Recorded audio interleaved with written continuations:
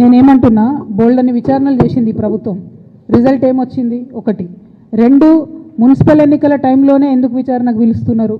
Municipal ఎన్నికల టైంలోనే ఎందుకు షో చేస్తున్నారు? ఇప్పుడు పబ్లిక్ అటెన్షన్ ఎందుకు డైవర్ట్ చేస్తున్నారు? ఎందుకంటే బీసీలు అడగద్దు, 42% మాకు ఎందుకు ఇవ్వాలని అడగద్దు.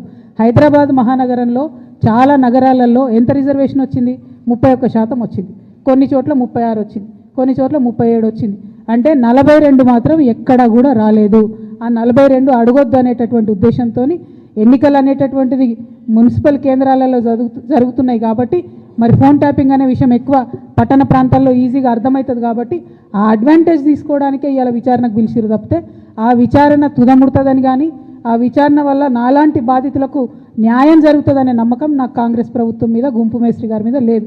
నేను 100% చెప్తున్నా, ఇది గుంపు మేస్త్రి గారు, గుంటనక్క గారు కలిసి బీసీ ప్రజలను మభ్యపెట్టడానికి ఆడుతున్నటువంటి నాటకం. Thank you. జై తెలంగాణ.